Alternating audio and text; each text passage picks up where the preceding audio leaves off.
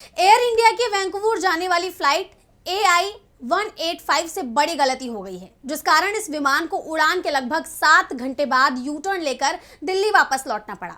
इस दौरान 200 से ज्यादा लोगों की सांसें हलक में अटकी रही। तो दूसरी तरफ एयर इंडिया की गलती को लेकर मोदी सरकार पर गंभीर सवाल उठे हैं।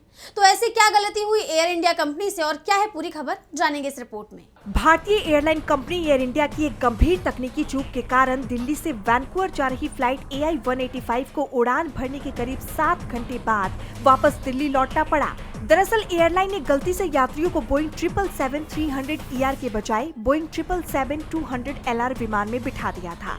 अंतर्राष्ट्रीय विमानन नियमों के मुताबिक कनाडा ने एयर इंडिया को केवल 300ER मॉडल के संचालन की इजाजत दी है।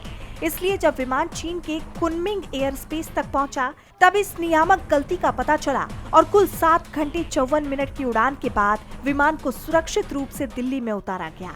इस विमान में करीब 300 यात्री सवार थे, जो अब सेफ हैं। लेकिन अब इस मामले को लेकर सियासत गर्मा गई है।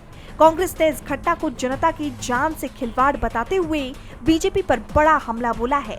पार्टी ने एक्स पर पोस्ट किया कि मोदी सरकार में जनता की जान की कोई कीमत नहीं है। जहां एयर इंडिया की एक फ्लाइट दिल्ली से कनाडा जा रही थी, लेकिन 9 घंटे की उड़ान भरने के बाद वापस दिल्ली लौटना पड़ा। इसके पीछे की वजह ये है कि 19 मार्च के दिन जिस फ्लाइट को दिल्ली से कनाडा जाना था, उसकी जगह किसी दूसरी फ्लाइट में यात्रियों को बिठाकर भेज दिया गया। एयर इंडिया को करीब 4 घंटे बाद समझ आया कि उससे गलती हो गई है। इसके बाद फ्लाइट को लौटने का आदेश दिया गया।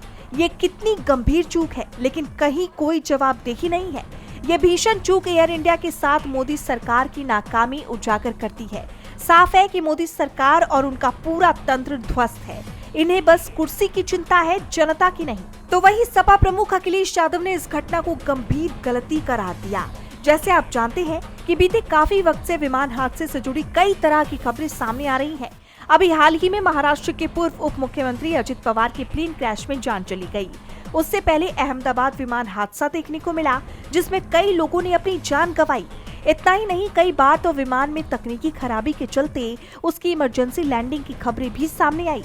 इन तमाम मामलों को देखते हुए अब विपक्ष ने सरकार को घेरना शुरू कर दिया है। DB लाइव की रिपोर्ट।